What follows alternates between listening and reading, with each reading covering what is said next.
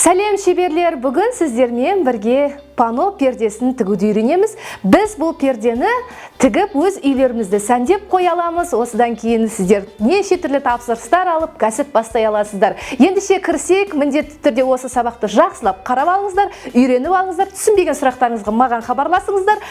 Ендеше сіздерге іске сәт айтпақшы, міндетті түрде фото есеп жіберуді ұмытпаңыздар. Міне қыздар, біз қолымызда мата, яғни біз ұзын пано жасайтын болсақ, 3-70 қылып алуымыз керек.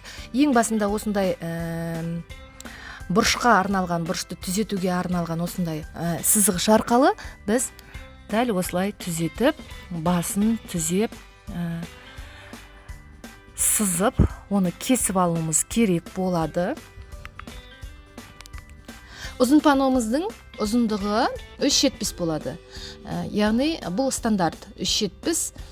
3,70-тің 20 сантиметрі бізде қайыруға тігуге кетеді. Одан кейін қалған 3,5 ұзындық бұл біздің ұзын паномыздың жаңағы жерліп, жоғарыға көтеріліп тұруына кетеді. Яғни сіздер сабақ барысында барлығын түсінетін боларсыздар. Міне сіздер көріп тұрған болсаңыздар, қазір біз біркелкі тегіс қылып кесіп алғаннан кейін сызғышымызды көрдіңіздер ғой. Бір бұрышы мына жағына, бір бұрышы мына жағына қойып, дәл осылай түзелеп кесіп алуымыз керек. Мынау велюрымызды екі қабат қылып қиып жатырмын. Біздің түгіміз төменге қарай тұру керек. Яғни түгіміз төменге қарай тұрса, бұл кішкене ашық түсті болып тұрады. Егер түгіміз жоғарыға қарай тұратын болса, онда түгіміз, матамыз қою түсті болады. Міне біз қазір шетіндегі кромкасын кесіп алып тастап жатырмыз. Барлығын бірдей қылып алып тастаймыз. Кромканы енді кейбіреулер қалдырып та тігіп жатады, бірақ біз алып тастап тігеміз. Өйткені кромканың кішкене тартылуы болады, сондықтан біз алып тастап тігеміз.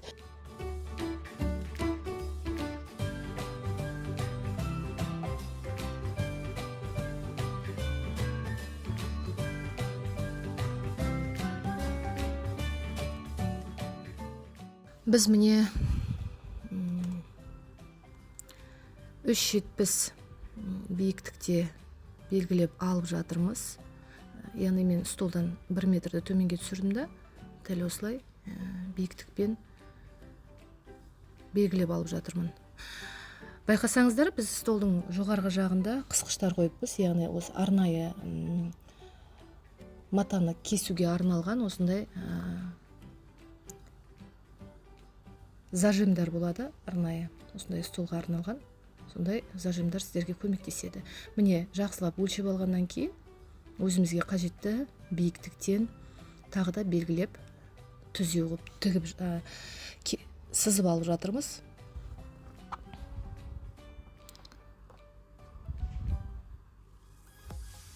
Бұл пано өте тез тігіледі және оңай панолардың бірі.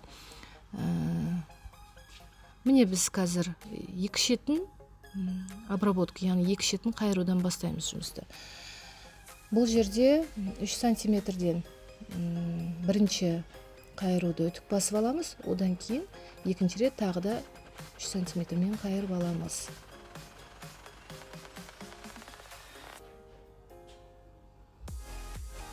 Міне қазір біз 3 сантиметрмен қайырып алып жатырмыз.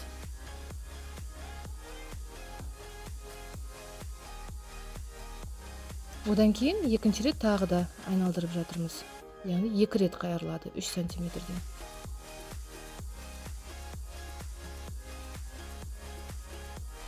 Үтікпен жақсылап үтік басып алып жатырмыз. Үтікті басқанда енді байқасаңыздар, біздің үтіктің үстінде, несінде, бетінде защитный дейді, жаңағы қорғаныс насадкасы бар. Одан кейін сіздер дәл осылай шетінен тіге бастайсыздар. Инемен түйреп алсаңыздар, өздеріңізге оңай болады. Өйткені бұл велюр матасы кішкене, кез келген мата негізі осындай шетін тіккен кезде айналып тігілуі мүмкін. Сондай болмас үшін сіздер міндетті түрде түйреп алып отырсаңыздар, өздеріңізге де ыңғайлы болады. Мен қазір түйреп те жұмыс жасап жатырмын. Сіздерге түсінікті болу үшін екінші шетін тігіп жатырмыз біз қазір.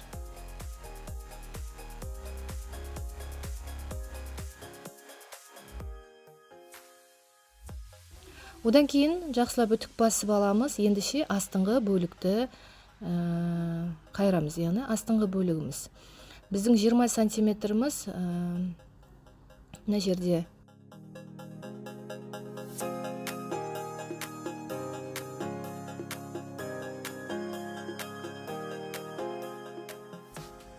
Міне біз қазір астыңғы бөлікті үтік басып жатырмыз. Бұл жерде 6 сантиметр, 7 сантиметрден бірінші рет қайырамыз.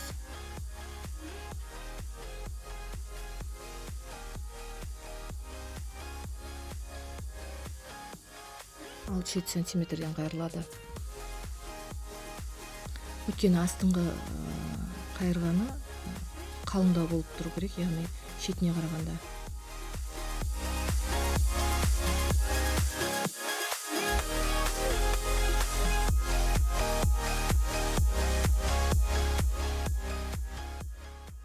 Міндетті түрде сызғышпен жұмыс жасаңыздар, өйткені бұл міндетті болып есептеледі, егер сіздің пердеңіз әдемі шықсын деген ойыңыз болса.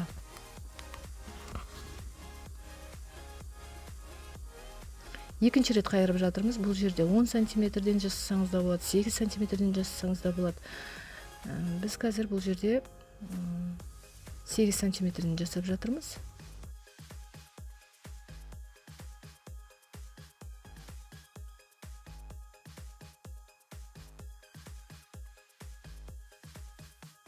Жақсылап үтік басамыз. Үтікті көбірек басу керек болады, енді өздеріңіз байқасаңыздар. Пердеміздің әдемі шығуы, көбіне енді тігістердің біркелкі болуы бәрі неге байланысты? Үтіктің жақсы басылып, жақсы тігілгеніне де байланысты. Міне мен бәрін қайырып болдым. Астыңғы қабаты 6-7 сантиметр, екіншісі 8-9 сантиметр. Енді біз паутина, кәдімгі паутина клейді шалбардың балағына жасайтын ленточкалар болады ғой. Соны дәл осылай қойып, үстінен басып, түйремей-ақ осындай етіп тігуге болады. Яғни бұны шетіне де жасауға да болады. Егер жаңағы айналып кетпесін деген нелеріңіз болса, кейбір кездері мынандай тіккен кездері несі айналып кетіп жатады, яғни астыңғы бөлігі немесе жаны айналып кетіп жатады. Көбіне енді жаңадан тігіп үйреніп жатқан қыз-келіншектер, сондықтан осыны да бір лайфхак есебінде ойыңызда жүрсін. Паутинамен жабыстырып алғаннан кейін жұмыс жасау өздеріңізге ыңғайлы болады. Міне ешқандай айналмайды, ешқандай бұратылмайды, әдемі тігіледі, байқасаңыздар. Бұл жерде де біз қатты үлкен емес, 4-ші тігіспен тігіп жатырмыз, яғни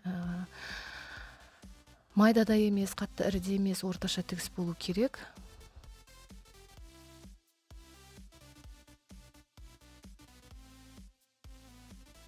Міне, біз қазір екі шетін және астыңғы бөлігін тігіп болдық.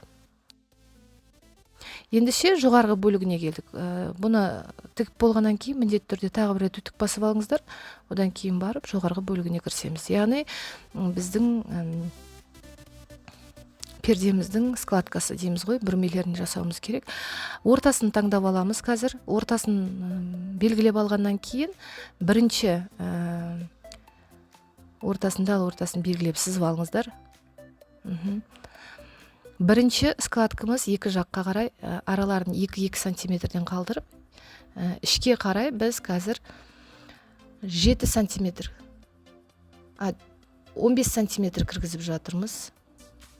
Қазір 15 сантиметр кіргізіп жатырмыз. Складкілердің аралары 7 сантиметрден болады. Қазір мен қайтадан түсіндіріп өтейін. Ортасын белгілеп алғаннан кейін ортада екі жаққа қарай 2-2 сантиметрден қалдырдық та, сыртқа қарай шығатын складкамыз 15 сантиметр, 15 сантиметр қайтадан ішке кіріп, соны сыртқа шығардық. Ендіше, мына жерде складканың біткен жерінен тағы да белгілейміз де 7 сантиметр араға шықтығын жасаймыз. Яғни, сол 7 сантиметрден ішке қарай тағы да 15 сантиметр кіргіземіз. 15 сантиметр кіргізіп, оны жақсылап түйреп аламыз. Біткен жерден, складканың біткен жеріне 7 сантиметр аламыз да, тағы да 15 сантиметр ішке кіргіземіз.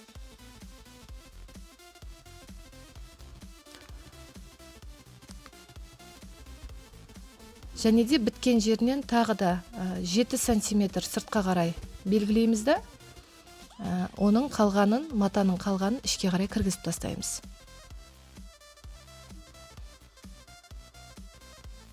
Барлығын жақсылап немен түйреп алыңыздар, инемен. Екінші жағында дәл осылай қайталап шығамыз қазір.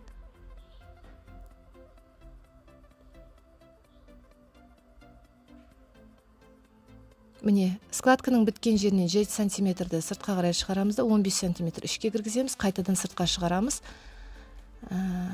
Арақашықтықтар бірдей болу керек складкалардың. Төменге қарай складкамызды төменге қарай жіберіп, оның бойы бойынша біз тағы да мынандай инемен түйреп мұқият жұмыс жасаймыз. Сіз бұл жерде енді есептен шатыспауларыңыз керек болады, өйткені көп нәрсе осы есепке де байланысты. Бірдей есеп, бірдей складка, екі жағына да бірдей жұмыс жасау керек. Осыған мән беріңіздер.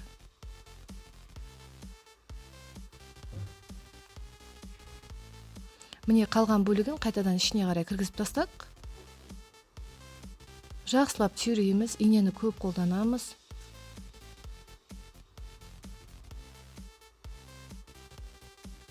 Міне складкаларымыз бәрі дұрыс болғаннан кейін әдемілеп үтік басып аламыз, жақсылап үтік басып аламыз.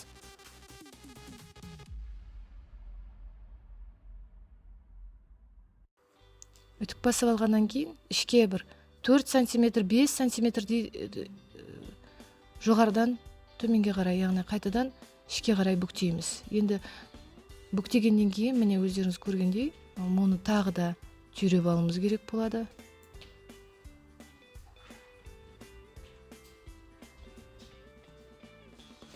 Міне түйреп алдым бәрін. Жақсылап түйреп аламыз. Одан кейін жақсылап үтік басып аламыз. Қазір бұның үстіне біз лента тігуіміз керекпіз ғой. Одан кейін түйрегенімізді алып тастап, мынандай паутинаны қайтадан қойып, үстінен жауып, оның үстіне тағы да түйреп үтік басып аламыз. Сол кезде біздің складкамыз жаңағы ненің паутинаның клейімен біркелкі болып тұрады. Ендеше біз лентаны қойдық, қажетті лентаны кесіп алып сол жерге қоямыз. Оны да жақсылап түйреп аламыз.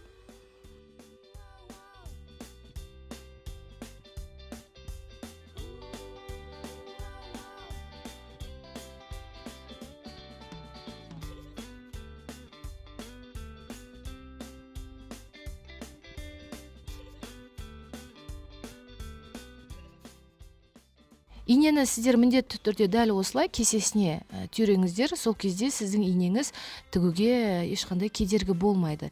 Кейбір кезде тігістің бойы бойынша инені түйрейді де, содан кейін ине көбіне мына машинканың арасына түсіп қалады, лапканың арасына сөйтіп кедергі келтіретін уақыттар болып жатады.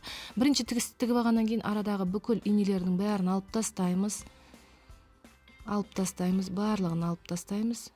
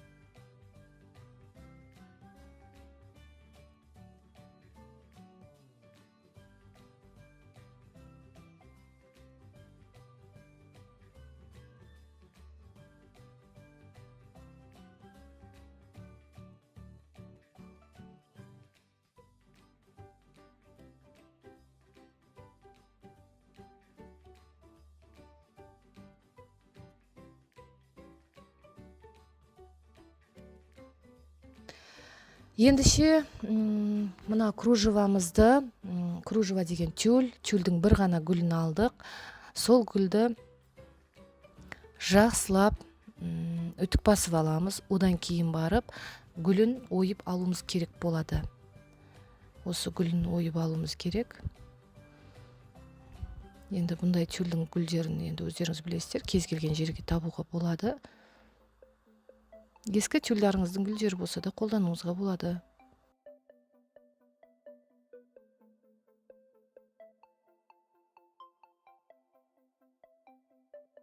Міне біз қазір паутинаны осылай айналдырып кесіп алып, кружевамыздың үстіне қойып, жабыстыруға дайындауымыз керек. Тура сол оюды дайындаған сияқты осындай сары қағазымызды, яғни пергамент болсын, немесе түс қағаздардың жаңағы несінде обойлардың үстінде жабысып тұратын осындай самоклеющий обойлар болады. Сол клейдің обойдың үстіндегі қағазды қолдану арқылы сіздер осылай паутинаны жабыстырып аласыздар кружеваға. Одан кейін үтік басқаннан кейін, үтіктен кейін суығаннан кейін барып, дәл осылай шешіп аласыздар. Сол кезде сіздің мынау оюыңыз жабысатын болады. Мен қазір міне паноның ортасын белгілеп алдым.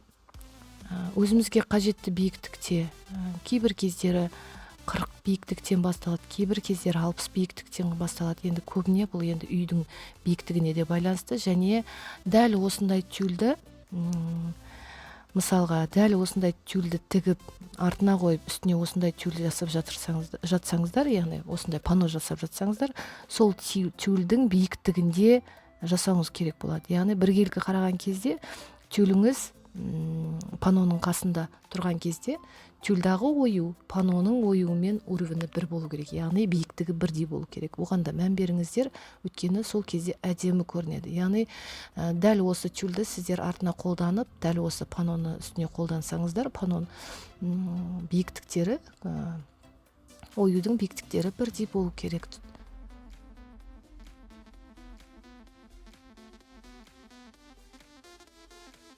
Міне мен қазір 3 оюды да жабыстырып болдым. Ендіше біз бұны зигзагпен тігіп аламыз.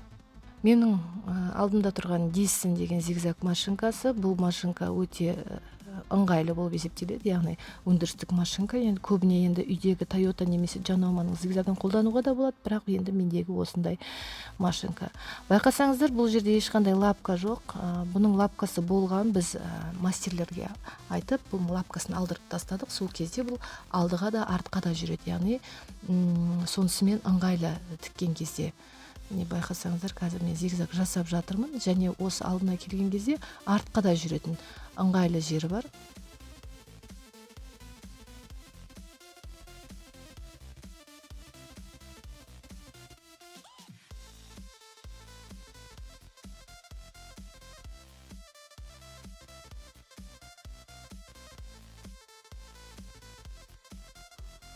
Міне, біздің зигзагымыз осылай болып тұрады артынан қараған кезде. Немесе сізде зигзаг машинкасы болмаса, мынандай мононит деген жіпте болады. Сол мононитпен қазір көрсете кетемін, мононит жібін. Артық жіптердің бәрін кесіп тастаймыз, тазалаймыз. Одан кейін барып, міне менің қолымда мононит деген жіп тұр. Бұл мононит көрінбейтін жіп. Соны кәдімгі инемен қолыңызбен тігіп шықтыруға да болады. Яғни қолмен тігуге де болады, өйткені кішкене білінбей әдемі болып тұрсын десеңіз. Ендіше біз петляларымыз, яғни крючоктарымызды іліп жатырмыз. Ортасына келген кезде біз ортасындағы крючокқа лентамызды байлауымыз керек, яғни ұзын лентамызды.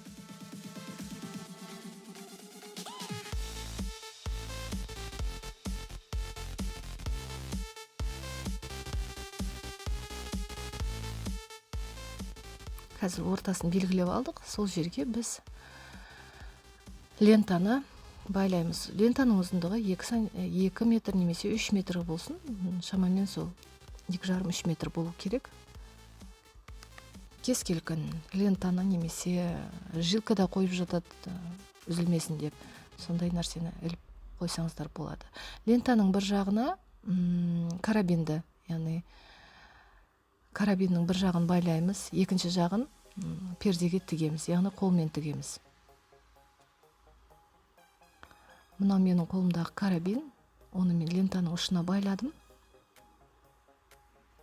Ендіше мен міне пердені ілдім, паноны карабиннің екінші жағын, дәл осы карабиннің екінші жағын біз өзімізге қажетті биіктікте дәл ортасын белгілей отырып, сол жерге қолмен тігіп алуымыз керек болады.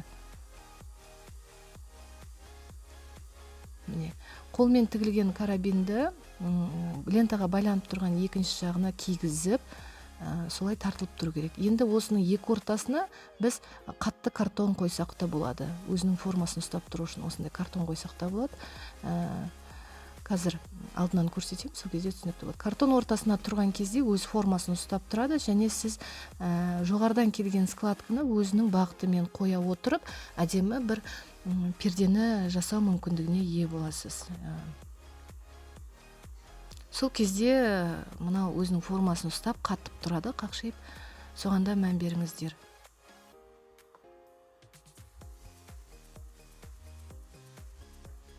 Міне, біздің пердеміз дайын болды. Бұл өте оңай тігілетін перделердің бірі болып есептеледі, және өте сәнді көрінеді. Кез келген оюды, осындай оюларды жасағаннан кейін үстін таразылармен немесе тастармен әрлеп, жемшікпен әрлеп, сөйтіп әдемілеп жасап қоюыңызға болады. Міне, байқасаңыздар, картон қойғандықтан мына жер қақиып әдемі болып тұрады. Өте сәтті перделердің бірі деп айтар едім, өйткені бұл жерде көп жұмыстың қажеті жоқ, және шығыны да өте аз болып есептеледі. Сондықтан қыздар, жасап көріңіздер, үйлеріңізде сәндеп, немесе кәсіптеріңізге тағы да бір осындай перде қоржыныңызға үйренсеңіздер артық болмайды. Сіздеріңізге сәттілік тілеймін, әрқашан жолдарыңыз ашық болсын.